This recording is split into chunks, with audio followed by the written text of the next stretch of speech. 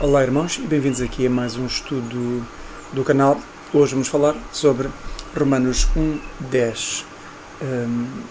Quem não viu os versículos anteriores, eu digo sempre isto, porque é necessário que haja um enquadramento, não é? Vejam os vídeos anteriores para verem as explicações de cada versículo, para entenderem o contexto. Ou então abram as vossas Bíblias e leiam os versículos do 1 ao 9,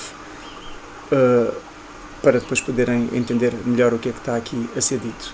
Portanto, no versículo 10, Romanos 1:10, diz o seguinte: pedindo sempre em minhas orações que, em algum tempo, pela vontade de Deus, se me ofereça boa ocasião de ir ter convosco.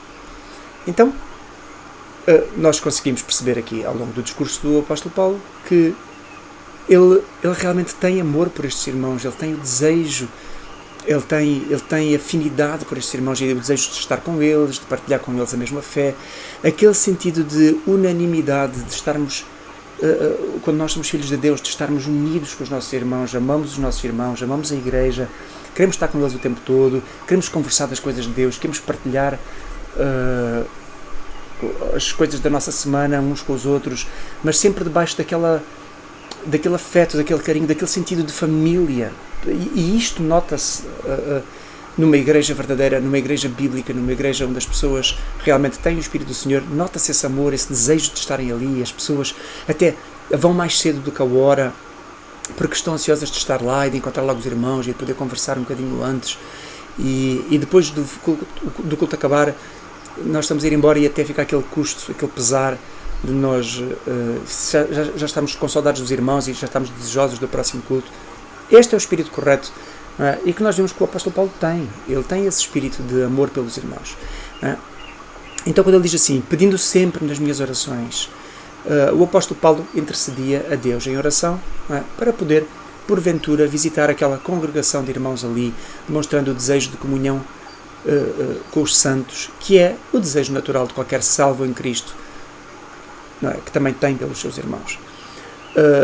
A oração, em grego, prosiorrei, é o termo que dá origem à palavra oração, refere-se a qualquer lugar adequado ao momento de oração, fora de uma sinagoga. Então, este termo especificamente fala de alguém se reunir, de se recolher num espaço fora de uma sinagoga para criar um momento de comunhão com Deus através da oração. Normalmente um lugar reservado, perto da água, onde os judeus podiam lavar as suas mãos antes de orar, por causa daqueles rituais que eles tinham, como símbolo de purificação, antes de se dirigirem a Deus. Então, prosiorrei literalmente expressa este lugar da pessoa se recolher, e toda a gente se lembra da passagem em que o Senhor Jesus fala sobre a oração e diz que nós devemos recolher para o nosso quarto. Está lá em Mateus 6:6, nós devemos dizer: quando tu orares, entra no teu aposento e, fechando a tua porta, ora ao teu Pai que está em secreto. Então aqui é mais ou menos essa ideia da reclusão, de ir para um lugar onde não há confusão, onde não há barulho, para nós podermos ter esse momento de comunhão.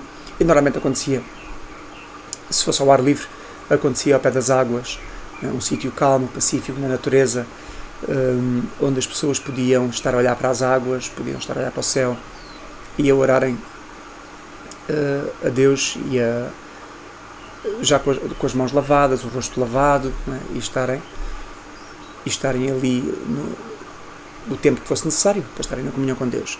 Então, aqui é demonstrado que sempre que Paulo encontrava um destes lugares para orar, ele pedia a Deus condições ou oportunidade de poder visitar aqueles irmãos. Paulo passeava de um lado para o outro, porque ele andava literalmente a viajar, não era? E ele estava sempre em caminhos, em estradas, no meio do mato, literalmente. E, portanto, ele sempre que encontrava um lugar desses para orar, ele pedia, não é? Pela vontade de Deus, que Deus lhe desse uma oportunidade de ter com aqueles irmãos, e intercedia ali. Então, Paulo viajava muito ao serviço do Evangelho e estava sempre em caminho de uma região para a outra, não é? E E ele dá-nos o belo exemplo de como é que nós, no nosso dia-a-dia, também devemos fazer. Nós também andamos muitas vezes de caminho de um lado para o outro e nós não devemos desperdiçar nenhum momento. Estamos a fazer uma viagem de carro, devemos ir o tempo todo ou a ouvir hinos, a louvar a Deus, ou então em oração contínua ao Senhor. Estamos no trabalho, estamos a limpar o jardim e vamos dar um passeio pelo campo, vamos dar uma corrida, devemos estar o tempo todo. Eu várias vezes estou no ginásio e ou orar, ou, como já me aconteceu várias vezes, ou vou dar um passeio com as minhas gatas ali no meio do campo, vou deitar o lixo fora. Aproveito sempre que eu me desvio de casa e não estou a fazer nada de distração, porque às vezes nós estamos dentro de casa e estamos sempre a fazer alguma coisa que distrai. Sempre que eu vou fazer alguma coisa que não me distraio, eu faço uma oração. Sempre. E esta é a forma correta que nós devíamos viver, e nota-se que o apóstolo Paulo fazia a mesma coisa aqui. E eu acho que isto é o que qualquer filho de Deus realmente também sente, não é? E faz durante o seu dia. Espero eu que assim seja. Então o apóstolo Paulo dá-nos aqui um belo exemplo, não é? do que é uma ação natural da vida cristã, a oração contínua. E nós vemos o orar sem cessar, não é? Em 1 Tessalonicenses 5,17, como uma ordenança, não é? Como uma ordem. Nós devemos estar constantemente a orar sem cessar. E por isso é que nós lemos no livro de Salmos a dizer assim: por isso, todo aquele que é santo orará a ti a tempo de te poder achar. Salmos 32,6. E então a vida de oração constante, como diz, não é? Orai sem cessar em 1 Tessalonicenses 5,7, é a única forma de nós estarmos permanentemente em processo de santificação, protegidos do diabo e também fortalecidos em espírito, e a sermos edificados pela mente de Deus em nós. Então, a oração livra-nos da tentação, como nós vemos em Lucas 22,40. Todas as nossas inquietações, desejos e ansiedades devem ser totalmente dispostas diante de Deus em oração e súplica, como está em Filipenses 4,6. E eu até vou ler aqui. Não estejais inquietos por coisa alguma, antes as vossas petições sejam em tudo conhecidas diante de Deus pela oração e súplica com ação de graças. Então, orar pelos outros dá-nos saúde espiritual. A oração de alguém que ama a Deus tem muito poder, como nós lemos em Tiago 5,16, a dizer: orai uns pelos outros para que sareis. A oração feita por um justo pode muito em seus efeitos. E um justo é um filho de Deus, é alguém que foi justificado, não é? Portanto, se for feito em sujeição e de acordo com a vontade de Deus, como nós vemos em Salmos 66, de 18 a 20, a dizer: se eu atender à iniquidade no meu coração, o Senhor não me ouvirá. Mas se na verdade Deus me ouviu, atendeu à voz da minha oração. Bendito seja Deus que não rejeitou a minha oração, nem desviou de mim a sua misericórdia. Então, se queremos que Deus nos ouça, nós não devemos atender à iniquidade dos nossos corações. Porque se nós estamos a viver em pecado, Deus não ouve as nossas orações. Então temos que estar em sujeição de acordo com a vontade de Deus, para que Ele nos ouça. E devemos também estar em plena fé, não duvidando, porque em Mateus 21:22 bem diz, não é, que tudo o que nós pedirmos em oração, crendo, o receberemos, não é? E em Tiago 1:6-7 bem diz, não é, que nós devemos pedir todas as coisas com fé, sem duvidar, porque aquele que duvida é semelhante à onda do mar, não é? Que oscila. Então, não pense tal homem que receberá do Senhor alguma coisa. Então, nós, quando pedimos a Deus, deve ser com fé, de acreditar, de crer verdadeiramente que Deus não só pode fazer, como Ele vai fazer, se for essa a vontade dEle. Então, nós queremos plenamente. Se duvidarmos, não vamos receber de Deus tal coisa. Orar deve ser também sempre acompanhado de alegria, na esperança, paciência no sofrimento e perseverança. Nós vemos isso em Romanos 12:12. Alegrai-vos na esperança, sede pacientes na tribulação, perseverai na oração. Por vezes não nos responde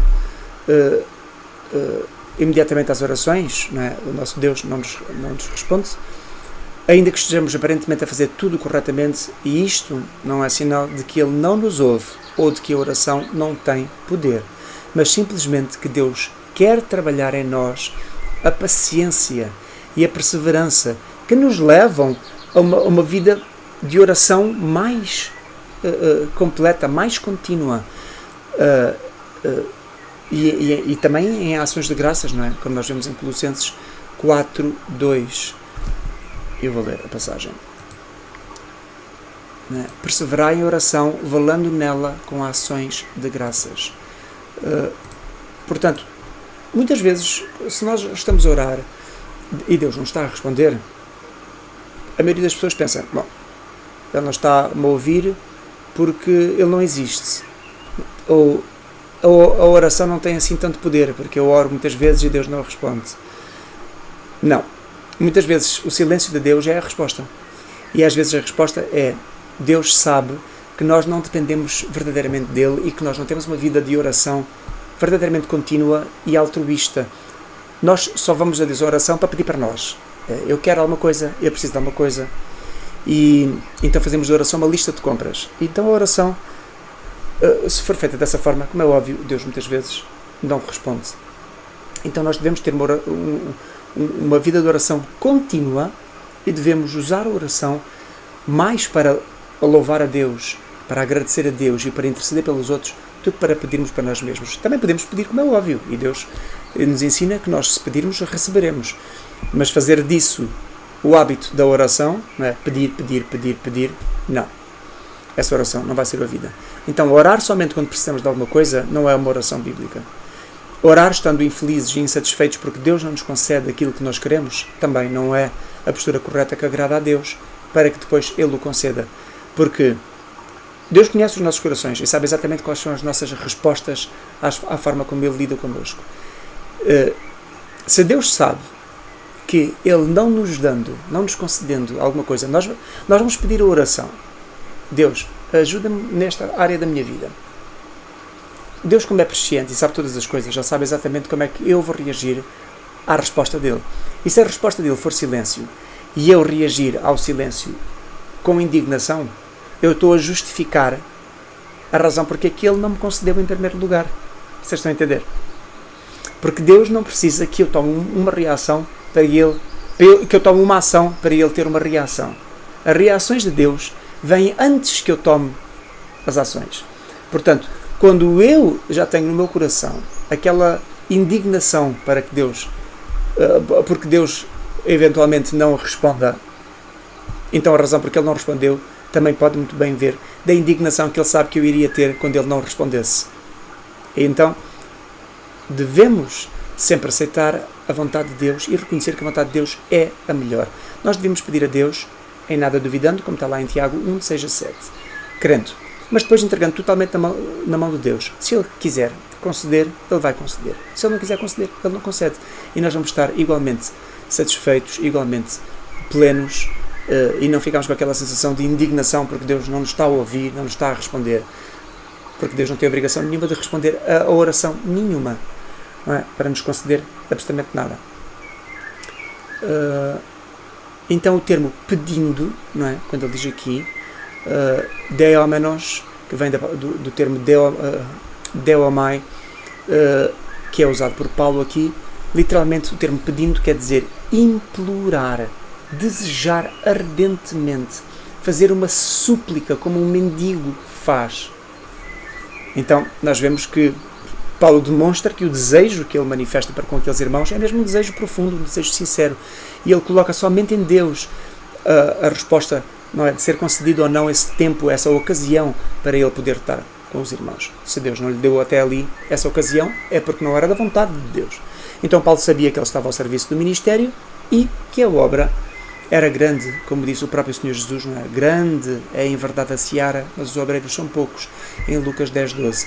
Portanto, ele também sabia que como a obra era grande e havia muito trabalho para fazer, provavelmente ainda não tinha sido prioritário, não é? Que ele pudesse ter essa oportunidade de ir estar com os irmãos em Roma. Por isso é que ele depois diz assim, pela vontade de Deus. Então, thelemati to theo. Portanto, aqui é thelema, é literalmente a palavra vontade. Até existe uma banda chamada Telema, não é? Que é literalmente, que quer dizer vontade, e normalmente a vontade aqui é a vontade divina. Paulo tem um espírito de sujeição correto diante de Deus, não é? E então ele sabe que a vontade de Deus é que reina. Paulo sabia que a sua oração modelo do Senhor Jesus, não é? Dizia: venha o teu reino e seja feita a tua vontade, assim na terra como no céu, em Mateus 6:10. Portanto, ele quando ora, ele sabe que a vontade de Deus é soberana para fazer conforme lhe apraz. Então a vontade de Deus, nós devemos sempre também ter esta mesma postura. A vontade de Deus é maior do que a nossa, porque Ele sabe mais do que nós acerca da realidade completa das nossas vidas e das vidas de todos que estão interligados a nós. Por isso diz a palavra em Isaías 55, de 8 a 9, não é? Que os pensamentos de Deus não são como os nossos pensamentos, nem os nossos caminhos, os seus caminhos, diz o Senhor. Porque assim como os céus são mais altos do que a terra, e assim são os meus caminhos mais altos do que os vossos caminhos, e os meus pensamentos mais altos do que os vossos pensamentos. Então, este termo vontade, thelema, fala de vontade, desejo, inclinação, ímpeto, para fazer alguma coisa, mas muito particularmente também na narrativa bíblica de aquilo que Deus deseja, que já foi predeterminado para que assim seja. Ou seja, portanto, uma vontade suprema, a vontade incontornável de Deus. Portanto, quando diz venha o teu reino, seja feita a tua vontade, é esta vontade que ninguém pode contrariar, não é? A vontade de Deus deve reinar soberanamente sobre a vontade dos homens. E então ele diz a seguir: então, pela vontade de Deus, se me ofereça uma boa ocasião. E, na verdade, traduzindo à letra, podíamos dizer assim, que a tradução mais correta seria: a ver se agora finalmente farei uma viagem próspera em que Deus me permita ir ter convosco. Esta é uma das traduções mais corretas assim, não é? Ou seja, mais fáceis de entender. O termo iudou, não é? Refere-se a desejar uma boa viagem, a fazer uma expedição próspera, sem percalços, rápida, direta, que permita flexibilidade. E isto é que é o termo aqui, boa ocasião, não é? Iudou, em grego. Então Paulo quer manifestar que a razão por que ele nunca visitou os irmãos em Roma é porque não deu mesmo, não é? Porque nas exigências de Deus para com a obra, outras coisas tinham sido mais importantes, com mais prioridade, não é? Por isso é que ele não tinha podido visitá-los pessoalmente. E depois ele diz então, de ir ter convosco, não é? Elthein proshumas. Aqui Paulo está a alimentar com algum pesar não ter ainda, a causa dessa ocasião, ter conseguido realmente cumprir com este desejo no coração dele. Paulo parece deixar a impressão que realmente ele sofre com isso, porque ele queria mesmo estar com esses irmãos, como se ele sentisse um senso de responsabilidade de marcar a sua presença entre aqueles irmãos, ou ainda que a sua ausência pudesse de alguma forma ser a razão porque algumas coisas entre os irmãos de Roma não estivessem como deviam, não é? Então Paulo talvez sentisse que o mau entendimento que se havia instalado ali era fruto dessa impossibilidade, ainda que ele demonstrasse de todas as formas que não era por falta de zelo ou uma negligência pessoal dele, mas simplesmente porque ainda não tinha sido realmente possível. Então aqui nós vemos que Paulo está a fazer justiça às palavras que ele mesmo diz nesta carta mais à frente, em Romanos 12:11, quando ele diz que nós não devemos ser vagarosos no cuidado, mas fervorosos no espírito. Então, o melhor ensinamento é o exemplo. Nós devemos realmente ser estas pessoas fervorosas no espírito e não vagarosas no cuidado. Nós devemos ter desejo de estar com os nossos irmãos, edificá-los, especialmente se nós virmos que eles precisam de edificação, precisam de apoio, precisam de reforço, precisam de motivação, precisam de consolo, todas essas coisas. E muitas vezes nós temos pessoas à nossa volta que precisam de ser buscadas, precisam de ser procuradas, e nós somos egoístas na nossa vida cristã, achando centrados só em nós mesmos, e temos pessoas na casa ao lado, literalmente, que estão a morrer de solidão, que estão com problemas financeiros, problemas sociais, problemas psicológicos, emocionais, e nós não fazemos nada para ir ao encontro, não somos fervorosos no espírito. Estamos muitas vezes mais preocupados em fazer uma obra social para ajudar uma pessoa estranha que nós não conhecemos de lado nenhum, quando temos pessoas da nossa igreja e às vezes da nossa família ao pé que estão a precisar dessa ajuda e nós não a damos porque somos frios, somos mornos, espiritualmente falando. E, portanto, nós quando olhamos aqui para o apóstolo Paulo, nós vemos que ele era tudo menos morno ou frio. Que nós possamos ler estes versículos sempre, olhar para o apóstolo Paulo e dizer: eu quero este espírito, eu quero esta postura, eu quero este caráter, quero esta integridade, e realmente pedirmos a Deus em oração o tempo todo que Ele realmente nos dê esse coração e que nos transforme, que nos santifique e nos regenere e que nos aperfeiçoe na obra para o servirmos de uma forma mais digna e darmos o melhor testemunho. Espero que tenham sido edificados com este estudo e vemo-nos no próximo versículo, no próximo estudo aqui deste canal. Muito obrigado e Deus vos abençoe.